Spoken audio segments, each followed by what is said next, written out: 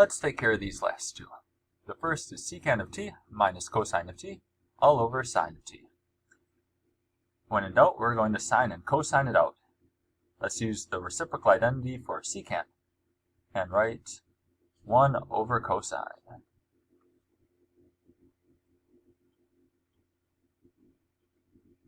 of t. Really, we don't need the parentheses around these variables, but it's okay to write them. Minus cosine of t all over sine of t.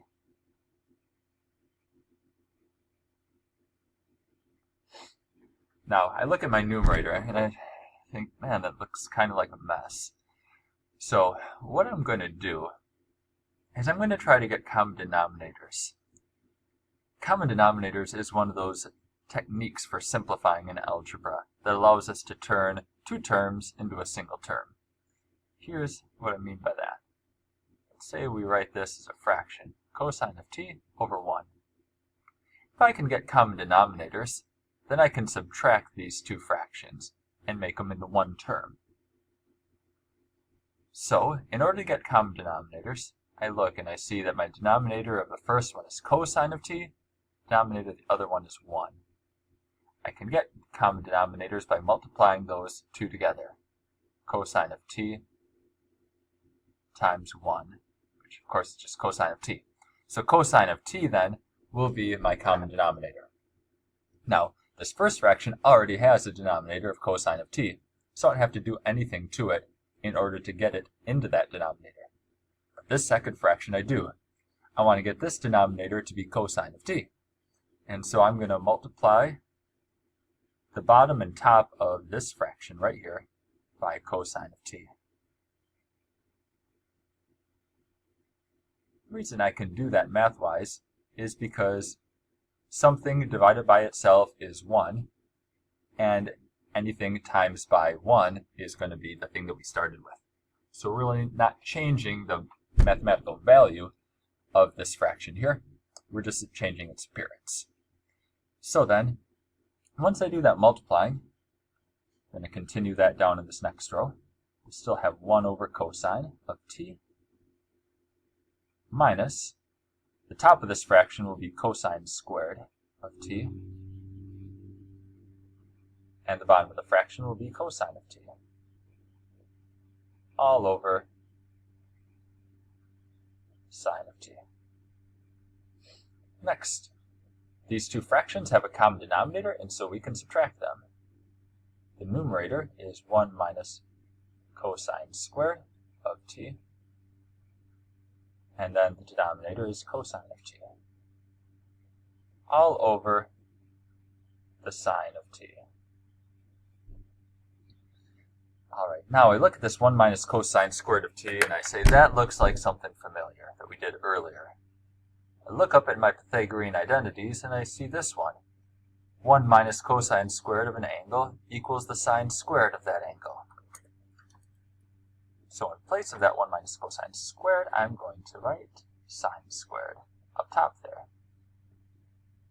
Sine squared of t over cosine of t, all over the sine of t. Remember this fraction bar that's been traveling with us this whole time. That's the main division symbol of our fraction. So I say that is now I've got a fraction divided by something. So I can keep this first fraction, change division into multiplying, and then flip the second fraction.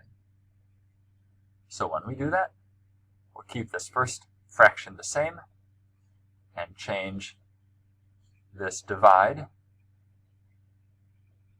into multiply, and then flip this sine of t into 1 over the sine of t.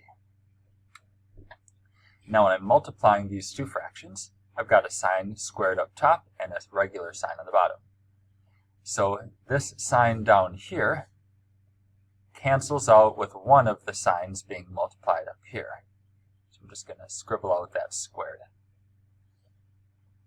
What we have now then is, I'll write it down here, sine of t times 1, times sine of t. And then the bottom of the fraction is cosine of t times 1. And then I remember sine of t over cosine of t, that's one of our reciprocal identities. Which then, not reciprocal identities, excuse me, that's one of our quotient identities. Look halfway up your page, we can see that's the tangent of an angle. And so this expression right here is just a really complicated way of saying the tangent of t. Last one.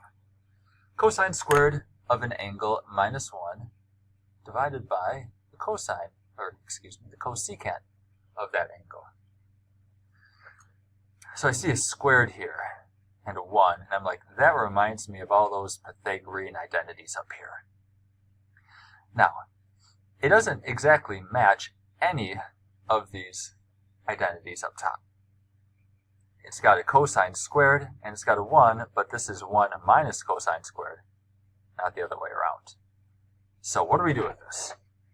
Well, here's what we can do. You've got a situation where the squared trig function and the 1 are flipped around, and you've got a minus in between. Our strategy is that we want to factor a negative out of that expression. So we're going to factor a negative out of this. When I factor a negative out of positive cosine squared, it becomes negative cosine squared of the angle. When I factor a negative out of minus 1, that becomes a plus 1. Then you can check your work, and if you use the distributive property, you would see that it would end up equaling what you started with. And so that checks. We'll leave this down here as cosecant of the angle just for now. Eventually I'll sine and cosine that out, but just going to get too messy if we do that right away. You could do that, it doesn't matter, it won't affect your final answer. Alright, so inside these parentheses, if I change around this positive 1 and the negative cosine squared of the angle, then we're going to have the negative outside of the parentheses, and then 1 minus cosine squared of the angle, all over cosecant. Now I see this 1 minus cosine squared, and that is very familiar because that equals, as we see here, the sine squared of that angle. So bring this down. We've got that negative out front of the parentheses times by the sine squared of the angle all over cosecant of the angle. Now at this point, I'm going to change that cosecant of the angle into its reciprocal identity, 1 over sine. Now I have something divided by a fraction, so we can keep the first term. Pause the video here because I've got somebody at the door. And we're back. So then we will keep the first thing that we're dividing, keep that the same. Change the dividing into multiplying. And then we'll flip the 1 over sine. So flip that, that becomes sine of theta over 1, which is just sine of theta. Then we multiply across. Negative times a positive is negative. Sine squared times sine is sine to the 3rd power of the angle all over 1, which then of course just keeps it the same. So here we've got a single trig function, which is sine, and no fractions. We are simplified, and I'll see you in class.